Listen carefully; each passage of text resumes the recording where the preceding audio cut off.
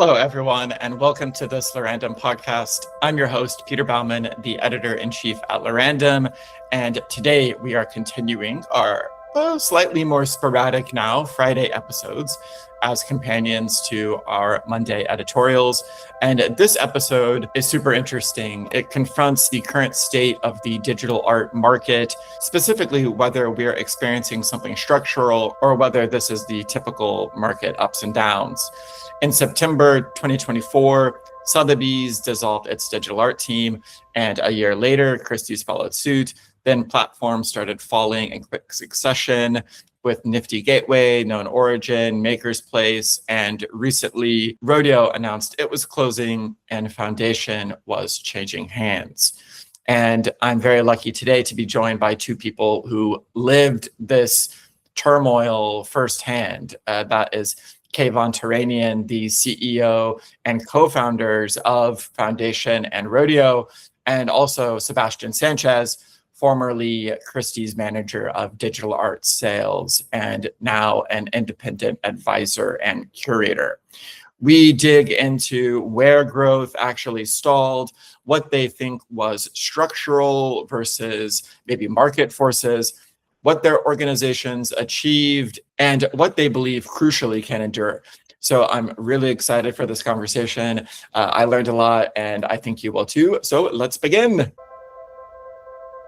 Well, yeah, I think we can go ahead and get started. So again, thank you both for joining. And the news over the last few weeks is that Foundation is transferring ownership and Rodeo is shutting down. And then back in September, Christie's dissolved its digital art department. Yeah, what are your perspectives on just the general climate, and to what extent do you think these things are isolated incidents or symptoms of the same thing? At least from a Christie's perspective, 2021 and part of 2022 saw so much money come in that was just, bonkers.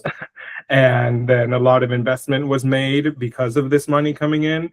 And I think right at the end of 2022, which is when I joined, up until 2025, that return on investment was just not, where they wanted it to be. So at least from a Christie's perspective, there was a department, so to speak, where there were resources allocated. So there was a marketing, person, there was tech people, there were designers who all sort of funneled into this department.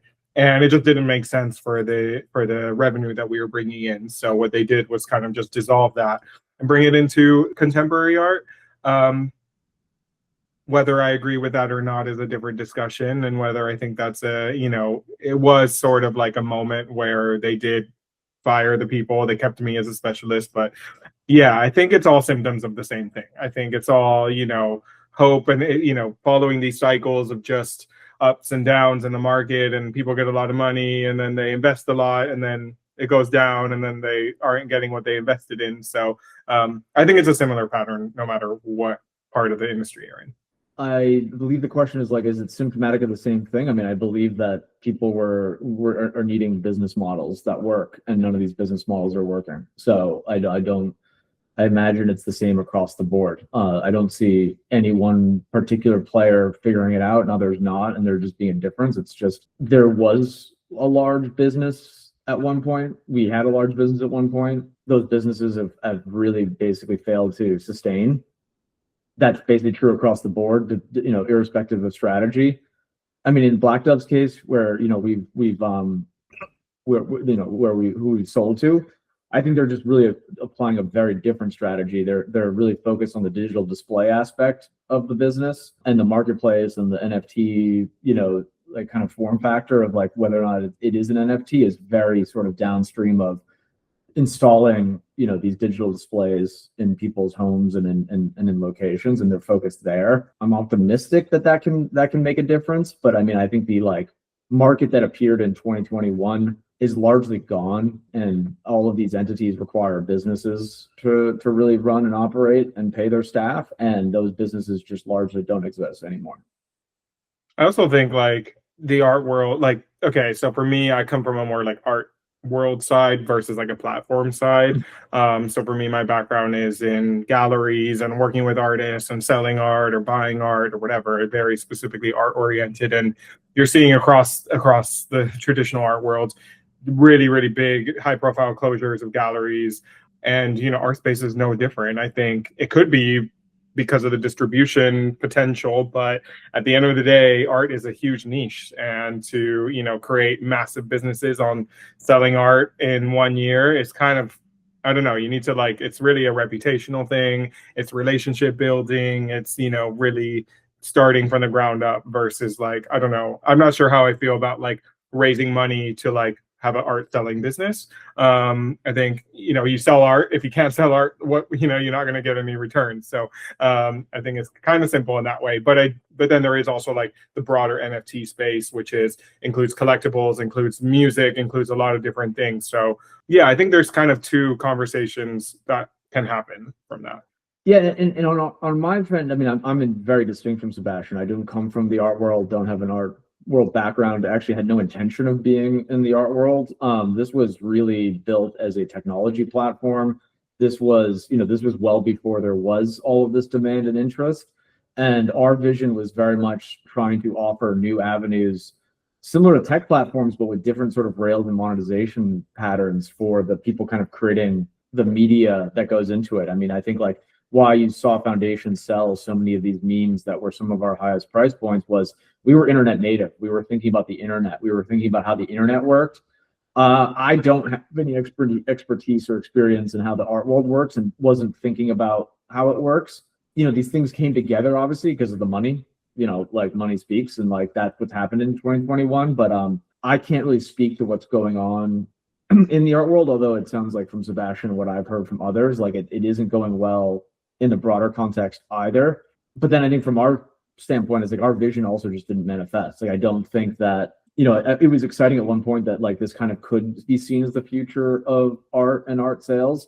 We really wanted to think of it as a way for creators on the internet just to build new fan bases and sort of new business models for how they're monetizing. That was our sort of vantage point. And I think that's why you saw us iterate on the concept and produce things like Rodeo, which really just was a social network design, right? Because it wasn't so much we're going to just a gallery or take on the business model of the art world.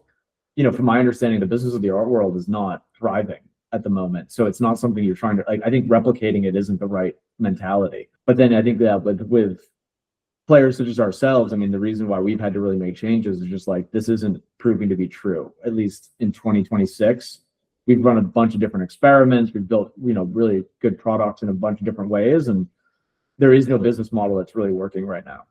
That's really interesting. Yeah. For me, I'm thinking about at least for digital art, digital culture, exactly as you're saying, bringing people, internet native. Part of working in this space is knowing culture, knowing tech, knowing sales, knowing marketing, and kind of it's all kind of flattened out on this digital layer, which is really interesting. Whereas I think, in the past, at least again, from a more art world perspective, it's sort of broken out into different things, and yeah, it's just really interesting. And I don't know, yeah, I think collecting in general, whatever you're collecting, is also a niche. People don't, the mass people don't collect things in a very targeted way where they're looking for something and buying it. So I don't know. I mean, maybe in the future, things will change through distribution models and technology. And I think 2021 was the beginning. So, we'll see how it evolves, I think, in the coming years. But I would say 2021 was literally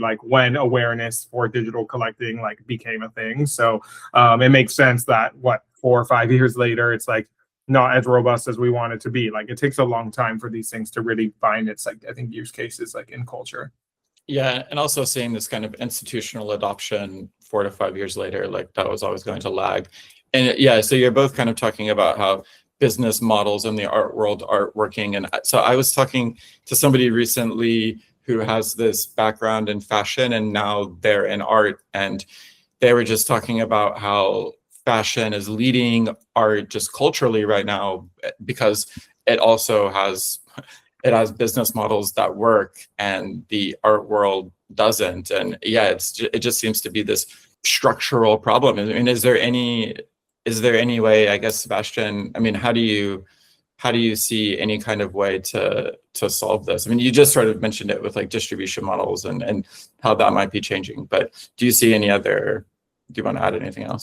I'm just going to stick to art for this because I think other forms of digital collecting haven't found, like, their digital fashion, there's no real use case. I think it's a really interesting sector for sure, but like people aren't dressing up their avatars in digital fashion. I'm really interested and I have faith in that, like in the future, but we're nowhere close to that. So for me, I'm sticking to, like, from an art perspective and digital art collecting. I think it's so much more of a niche than fashion. Fashion is, physical, it's sensory, it is then it's identity. So it's kind of like, I don't know, maybe the closest thing is CryptoPunk with identity, where you're like representing yourself in some sort of digital object. But fashion has so much more of a broader reach. I don't think art and digital art collecting will ever really be as broad as that until we're like in a completely digital world where all we do is present ourselves in digital forms. But then maybe even digital fashion may be more popular than like a digital art piece. So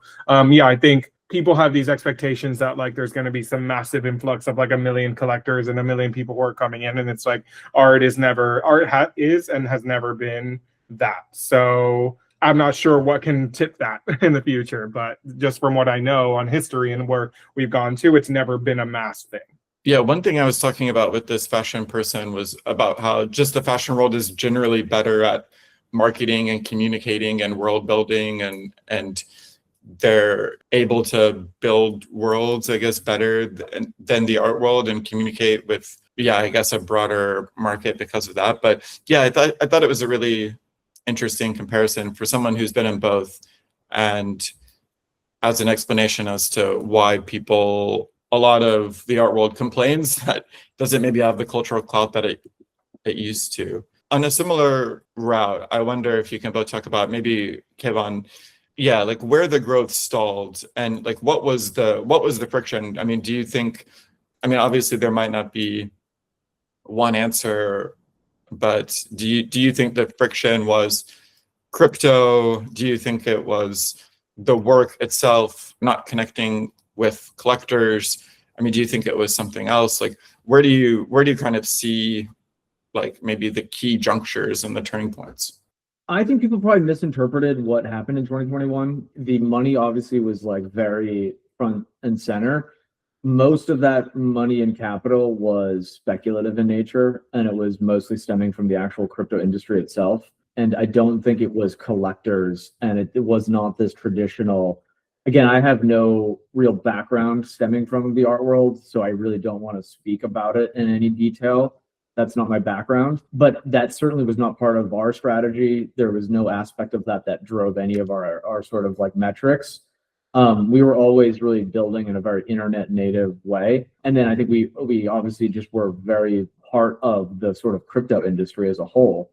And the crypto industry has a large amount of capital in it, and it moves around, and it is constantly looking for venues for ROI. And at one moment in 2021, there was a confluence where I think a lot of different factors came together. I think it was spurred on by the pandemic to some extent. And there was a fundamental, I think, obviously innovation breakthrough, which was digital art could be represented as NFTs, and that created the vehicle to sell them. But then I think what happened is that like certain headlines dominated, and there was a lot of sort of crypto native wealth that was excited to kind of play with this idea of digital art. I think it was very internet native. It was very crypto native. That was where the origin of the culture and the money was. And then obviously that attracted all sorts of actors. I think the crypto industry had fun with that. It was like, great, come and play in our playground.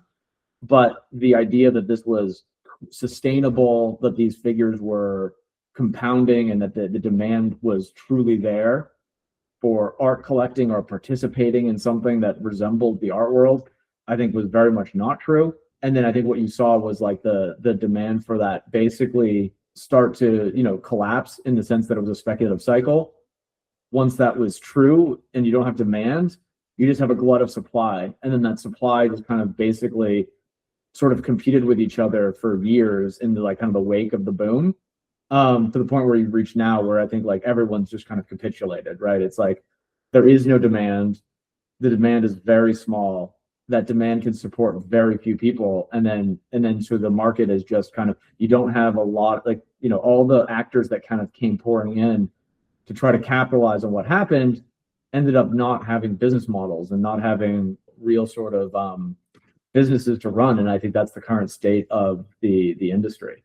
Now, I think there's opportunity here where like I do think digital art and NFTs are correct. Like that is how you should build a digital art industry, but it needs to kind of be brought and built up now from scratch with like true participants that are kind of committed and dedicated and wanting to solve digital art problems. And so, for example, like why we did the Blackdove transaction is like, I think they are going and solving one of the big problems, which is if you look behind me, what do people do with art? They put it in their houses and their like where they want to cohabitate with the art. And that's how they value it and how society recognizes it. We at one point thought that you could power these things just on the internet alone, on screens, in our kind of normal day-to-day internet activities. And I just don't think that's true, right? You've seen the demand for that basically kind of go to zero. So I think you've got to kind of try to rebuild the industry up from scratch and really do it in a way that's high integrity and long-term focused. Yeah, I agree with everything Kayvon said. I think we're still grappling with the sort of connection to the crypto industry. Like in one way, I think it's good because it brought on a whole culture, it brought on a whole art, lots of art subjects for art, including lots of people works, which are very notable. It brought on a whole new wave of collectors who maybe were not digital art, or maybe were not art collectors before and then became digital art collectors. I agree that it's still speculative. Like it's still very closely linked to speculation. For better or worse, I think, this is sort of the first time in history where art and finance are like flattened on one layer, where the trading and the market is sort of like literally like coded into the artwork for a lot of the cases. So it's a whole new, it's like tech and culture, like, and finance mixed, which we've never seen before. So there has not been a right or wrong way to do this. I think it's sort of a trial and error, and agree with Kayvon that it's like it does require new or existing people to really steward it forward with real belief and a long-term vision. My role now as an art advisor for a major digital art collection and curator for the collection and manager of the collection is to literally invest and support artists, institutions, platforms that are trying, exactly as Kayvon said, with a long-term vision, who will last, who will stand the test of time. We never know. I mean, it's kind of the same with all contemporary art. It's like you never know who's going to really break through and who's going to become culturally relevant, but it's been kind of long enough. I entered the digital art space, crypto art space with generative art in 2018. So I've seen a lot of movement since. I was selling Tyler Hobbs prints for $700 just like 7 years ago. And now this guy is selling for hundreds of thousands of dollars, if not millions, at major auction houses. So I've seen a lot. And I do fully believe in this space. I think, the market and speculation is our biggest enemy from within. We're sort of like biting ourselves in the foot sometimes. It is what it is. I think like with institutions adopting it, we've seen some of the major institutions around the world, show this art, display this art, contextualize this art, pick artists that have been around for a long time and who are here for the long term, and not just even artists are actors too who have come in. There's a million artists who have come in, made a ton of money, and also left. So it's not just the collectors or the founders. Like I would say a lot of artists, aren't long-term digital art artists. I don't know, but yeah, those are some of my thoughts. Yeah, I'm curious, and maybe we can just go straight into this, but this is to Sebastian. But so Sotheby's made a similar cut to their digital section in 2024.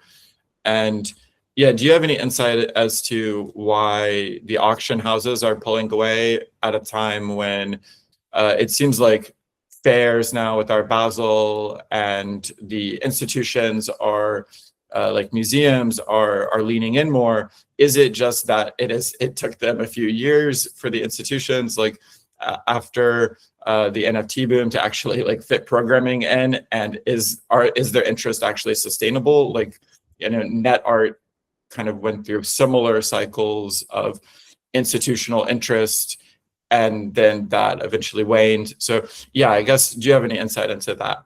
Yeah, I think, for me, when I was at Christie's for 3 years, manager of digital art sales. So literally, like, this was my bread and butter within an auction house context. It was my biggest competition was the open decentralized marketplace. Like, there is no case, like, what does Christie's really add from a secondary market perspective to this space? It doesn't really add anything. I mean, it's so much easier for me as a collector to know who the other collectors are, know who the artists are, go directly to them, and not have to like pay any premiums or do anything. So for me, I was always trying to find a value add that Christie's could add, which was marketing, exhibitions, institutionalization, visibility. Obviously, we had the name, everything we did got a ton of press. Yeah, so for me, that was my biggest challenge, and I assume that is sort of I know that is probably the reason why that they sort of shut down these departments from a more departmental perspective, was because the second, like, these Sotheby's and Christie's are secondary marketplaces. They don't work with artists. Artists hate auction houses. Like, they do not fuck with them at all, excuse my language. So for us, we actually changed that. We were the only department in Christie's who were working directly with artists to premiere primary works, which in the digital art space, I think the most exciting stuff is happening in the primary market, not really the secondary market. In the secondary market, you have like 5 artists, like XCopy or whatever, that are, selling, and it's exciting because it's a lot of money and there's trading. But in reality, the real magic is happening in the primary market. So we were at a full disadvantage, and we had to completely think outside the box from what came before us, and we were completely operating on our own. So to answer your question directly, in general, I think the value prop for a traditional auction house and digital art doesn't make sense yet. Potentially in the future, as the space evolves and works get harder, and for example, like the major collection that I work for, maybe in the future we may want to sell the entire collection, and doing that through an auction house is probably a better route than just like listing everything on OpenSea, because you have marketing, you have storytelling, you have KYC, a lot of it is like AML, anti-money laundering, and things that are, more robust institutions, including private collections, require. So I do believe in the future, whether it's Christie's or Sotheby's or Phillips or any major auction house or a new one that is more internet native, I think that there is a value add. I just think right now it's like everything's happening on the primary market, and it's just like new releases and everyone's trying to keep up with that. My 2 points are, I think people need to really understand these things through business lenses. Like, these things don't operate, like the decisions are actually fairly clear, in my opinion. I don't know why it's always been speculated as like why these things happen. It's like, if it doesn't make business sense, you cannot run a business on it. It is not going to continue unless, someone cares to run a business at a loss for some indefinite period of time. That's very rare in this world. And these decisions make sense. It's like, what is there? If the market is shrinking, these are premium services that are being sort of sold in these contexts. And then I think, the competition from the sort of decentralized, like the people that are really passionate, the people that are still really here, are very much here for an ethos. That ethos, I think, is very much in contrast to what happens in the sort of existing markets and industries. They want to be empowered. They want self-custody. They want, disintermediation. They want direct relationships. And so, that's also what the technology wants. It's what's kind of like how the technology is constructed, right? It's empowering people to transact on their own behalf. And it's obviously why I think Foundation took off, right? We were able to host multi-million-dollar auctions. We hosted many of these. People kept on thinking that we were doing it. Like, we were not. Like, we were just we designed a platform, and the platforms was capable of doing this with just the technology. Obviously we would do some aspects of community management and curation and all these things, but that was not the driver. The driver was the technology itself and the kind of market opportunity at the time. These things wind down for business reasons. And then I just think this like desire for institutions is kind of consistently overstated. It's been this like talking point for years. I've never seen it do any sort of, I've never seen it actually drive outcomes. it's a lagging indicator. It's a post facto thing. Yeah. So I don't. There's an obsession with them, and I think it's misplaced. What type of institutions are you talking about? I don't know. I mean, I've been in I started when this whole industry was largely irrelevant. And certainly institutions were not what instigated the rise. And then I think they were kind of used as like the savior, right? So I don't know, it's museums, traditional players. This is my own experience. So again, I'm not from this world, and I don't really Sebastian, this is the first time we're meeting. So I think it's important to just kind of establish like our view, our world views. But I've just never really seen an institution drive the industry to a new height, right? It's never been something that's reversed trend lines that already existed. I think there was obviously this sort of like innovation moment in 2021. Obviously, the People sale was a huge part about those headlines, and institutions have a role to play, but the industry really followed its own. It was its own thing with its own sort of culture and driving forces. And then I think there was a desire from some aspect of the industry to kind of see it institutionalize, and maybe that was to stabilize it or bring more credibility. But I think there was many attempts at that, and it didn't really cause any change in the industry dynamics. So, the conclusion I draw is like it hasn't been a driving factor. Yeah, I think from my perspective on that, like I just think the time frame for that institutions work on and like effects that institutions have, and I'm only talking about like a museum perspective or Yes. like museums for art specifically.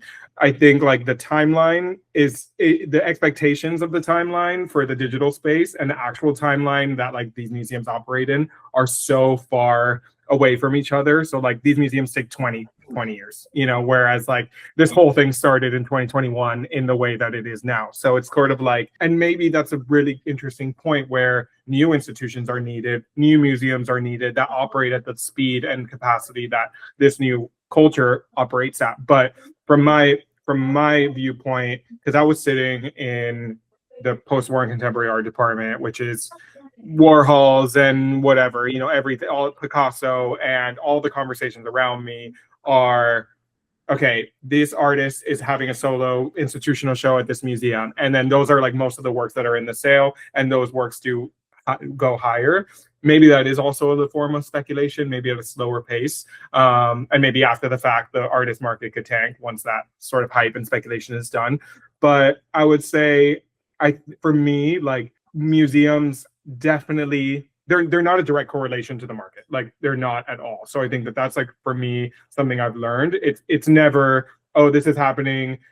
Oh, okay, so now the artist is suddenly like incredible, and then that's it. They're incredible forever. Like it's either ups and downs or it's way more long term. So like it just, sometimes these shows move on for years and years, and they travel for 3 years, and then maybe then there's some effect. So yeah, there's not one right answer, and it's all different perspectives, as you said, and we come from completely different backgrounds. It's sort of like it's just like where you're sitting and what viewpoint you're looking at it from. Yeah, I just think like the speed expectations and the reality is like very, very different for traditional art world, traditional cultural institutions, and then like this new form. I mean, I'm friendly with the curator at MoMA, who's a digital art curator, and she's like, they're putting on shows in like 9 months for like their big LED wall, and it's like that's the fastest they've ever worked in their entire life.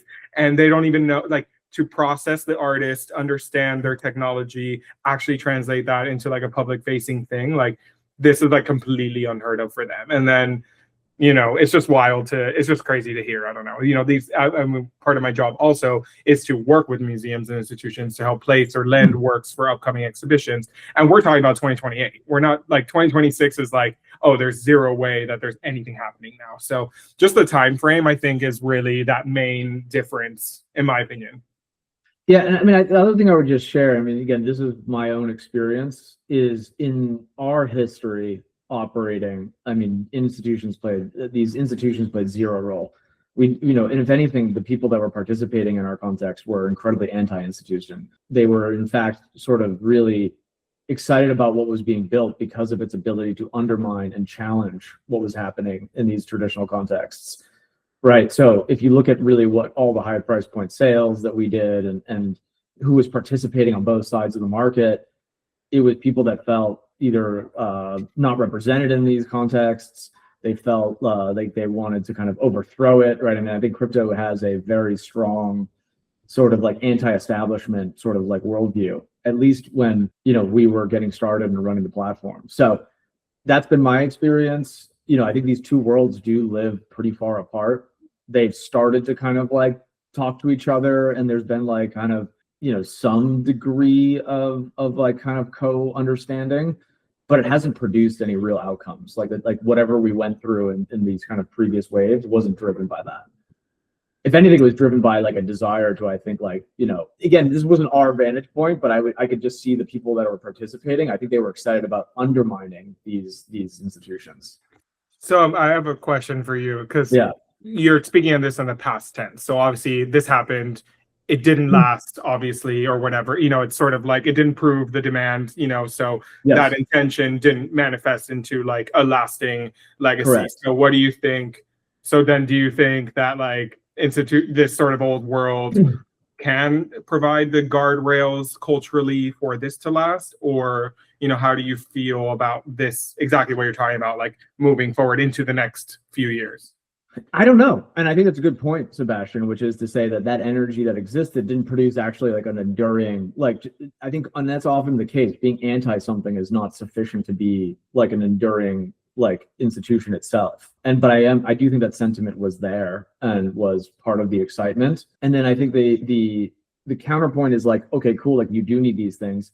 The reality though is I'm not seeing it, right? I think like we're walking through the fact that you're talking about all these departments being ripped out. They're ripped out for economic reasons. Like they're lagging. They only can justify the investment once the sales are there. I think in theory, I mean, this is perhaps why the market's in such a dire spot, is it's in no man's land, right? You have this sort of like, foment that happened obviously, a few years back, and it was perhaps maybe anti-establishment or like, wanting to build new things. Very few of those turned out to be sustainable. And then you have the old guard, and in some ways, I think they're not thriving either. And so the idea of going into a very technical, sort of unstable context is not appealing to them. And so I think that just leaves you in the current reality, which is we have this technology, there is this digital art ecosystem, it is real, all of this is real, but it is not clear who is going to build it into what it can be. And I can tell you right now, like, obviously, I think there are people starting to do real IRL things. And this is where I've kind of netted out, is like, it's very small. It's not operating at any sort of large scale. It's taking this digital realm and moving it IRL, moving it into like homes, moving it into screens, moving it into galleries, moving it into like, there's the new Palo Alto, the Node exhibition space in Palo Alto. I think, one of my highlights was going to Paris when Bright Moments was still operating and able to kind of put on like an IRL thing. These sort of beginnings of something that feels both professional and grounded in reality, not just reactionary and kind of stirred in sort of like anti-establishment feelings, that feels right. It's just really early. It's very nascent. It's not operating at large scale. It's still very niche. And I don't think there's a business model still. I don't think none of these things are proving yet to be truly breakthrough business models. And then until that's true, you really can't get the investment happening. I think, Sebastian, I think, I respond with, my position wasn't so anti-establishment. I just think that's who was participating. And then I think you're right to call out that like that energy was great, but it didn't last. Yeah, and you brought up Node. I mean, it was a direct response to kind of that attempt to undermine institutions, but also those different timescales that they operate on, and how they wanted to, Becky and Kleiner and Mickey Malka were looking to do a show, and they were told, okay, the first time you can is 2028 or something, and now it's 2026, and they already have their own institution up. So yeah, it is, we are starting to see this new generation, I think, of institution. Node is definitely not the only one, but we are starting to see a response. And yeah, I think it's also interesting that the art world it's just because it's more opaque, and that's one of the features of it. It does a better job of kind of being able to mask over some of these times of turmoil, like for itself and for its artist. And this space, just, you can always see a floor price, you can always see like a crypto price. And so it's that transparency, I think, is, a lot of people saw it as a strength, but it's also, yeah, it's a double-edged sword. It also shows you the realities in a very clear way.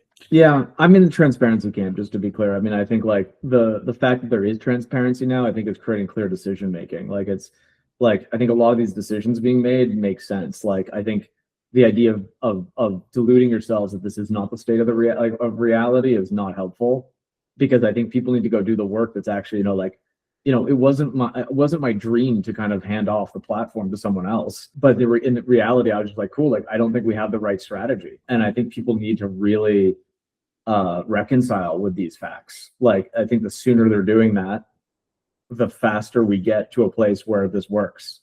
Because Node is probably, I think everyone seems to be, in like a shared opinion, like, yeah, waiting for someone else to put on your exhibition in 3 to 5 years that doesn't really understand the culture and doesn't understand it in a deep way, and probably can't even put on an exhibition that really does the sort of work justice, isn't the right next step, right? So it's like, going and doing the hard thing of doing it yourself is like the right move, and having that clarity is helpful. Similar to, us, I think we really would have needed to get into the physical screen business. I think that's where we needed to go as a business, and we're not the right team. We don't have that expertise.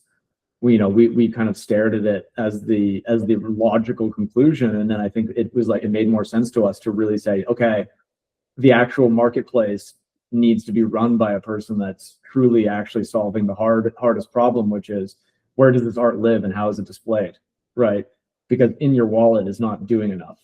It's really, yeah, it's such an interesting conversation, because it's like, I actually think I agree with not waiting on institutions to like get shit done. Like, however, I still think that's really important. So I think it's like firing on all cylinders. Like, exactly. I think it's like everything we're talking about should be relevant and will all contribute to like the advancement. Because I do think, like, for me, a Beeple retrospective at MoMA is amazing for the culture.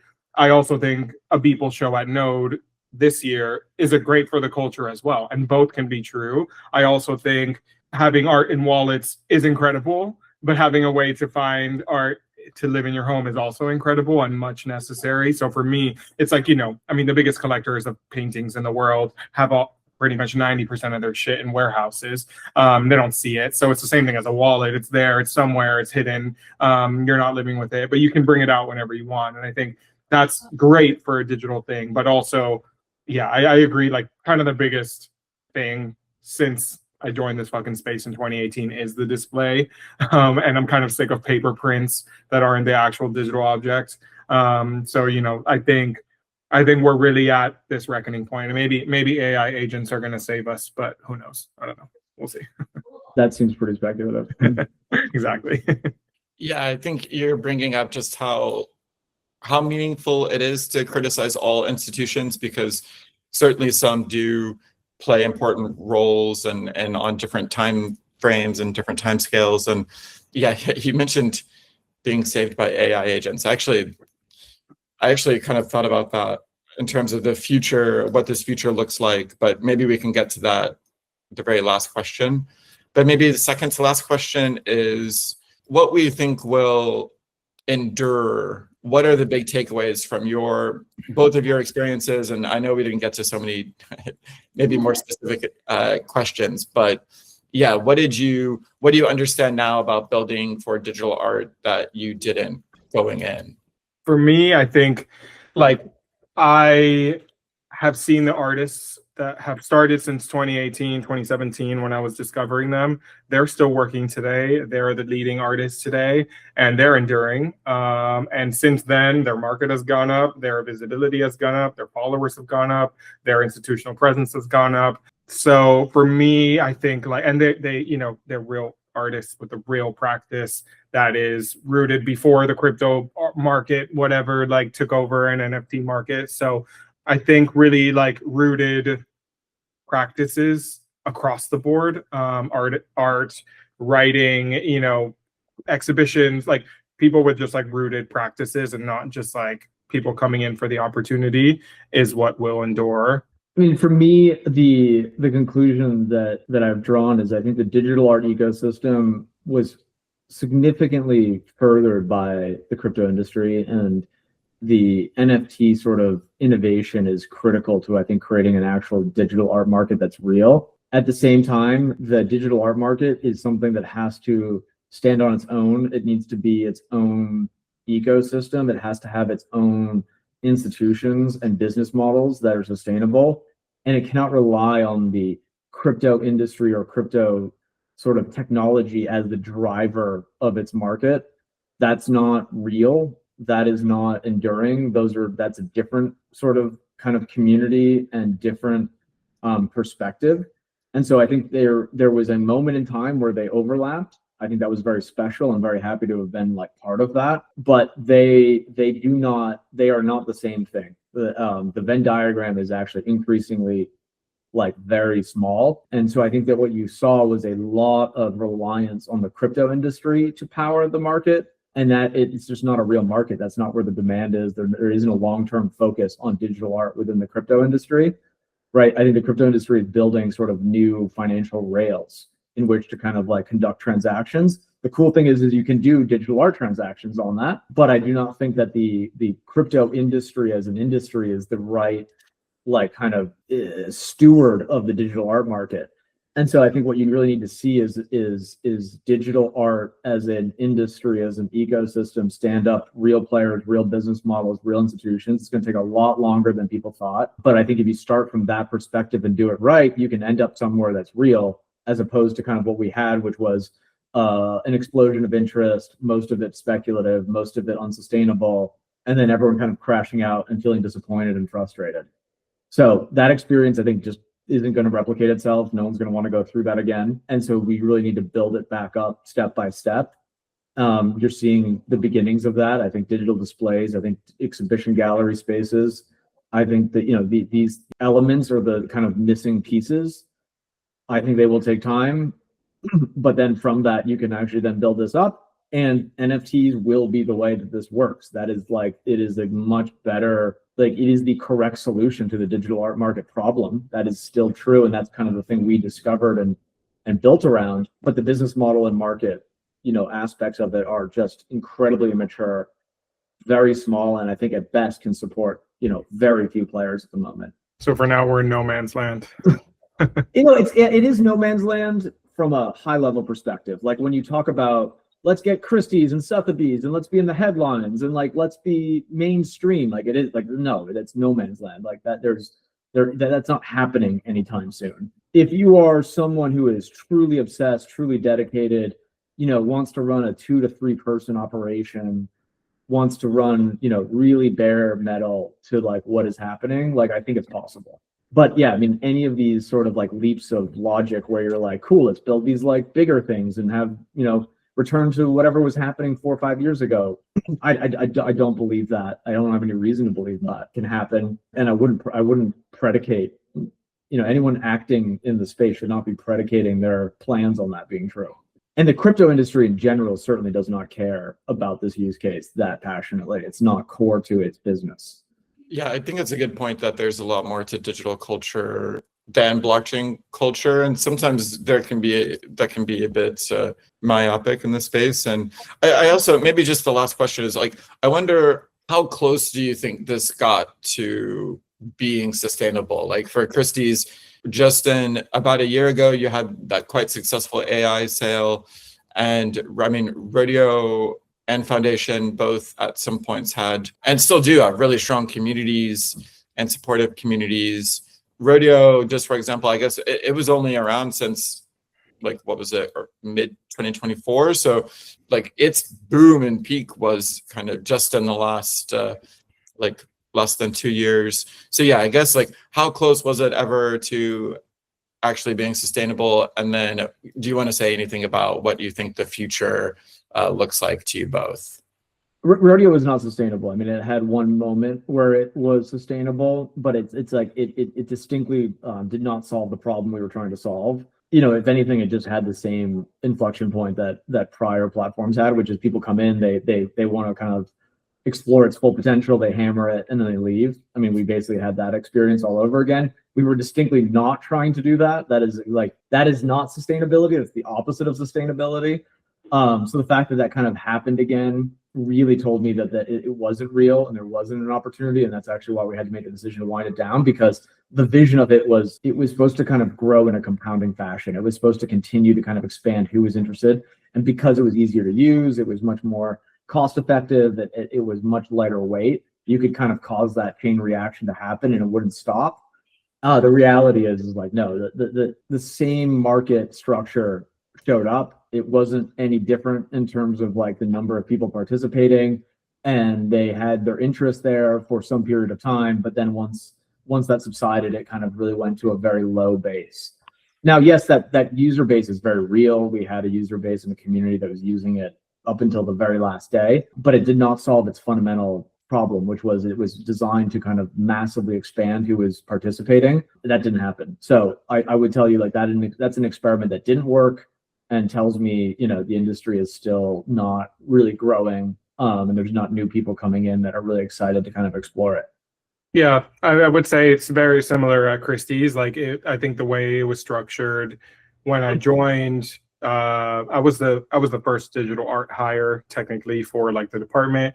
It was designed to grow, and it was designed to expand, and it was designed to bring, be a growth sector within the company. And it just kind of, we made the same revenue every year, which, I think after a few years, they were like, okay, like what are we doing here? And many times, a lot of our projects had more expenses because there was, a lot more robust sort of installations. It's not just like hanging a thing on the wall. And we had to like do different deals because we were working with artists. So yeah, I would say, just looking back, I think it was designed to be a growth sector, and it wasn't. And what proved to be a growth sector was actually like luxury and handbag, luxury watches, handbags, like the luxury sector, which is interesting. So what Christie did was really double down on that and then remove investment from digital art. I think these art, anyone who sells art should have a digital art specialist or someone that, like, just in case there's opportunity, because there are a lot of trad collectors who did collect digital art over the years and need these traditional outlets to sell things. So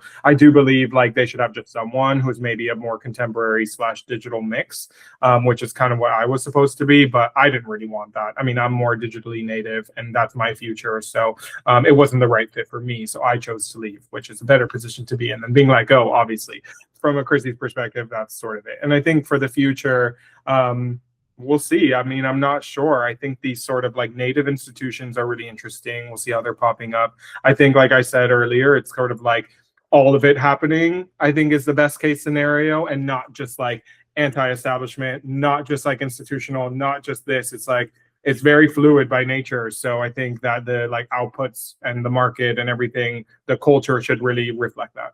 Yeah, I wonder like if in the future too, like leaner models might be more sustainable, like leaner models that can leverage like agents and Claude and things like that, where you don't need a team of engineers. You can have maybe one and then a Claude subscription.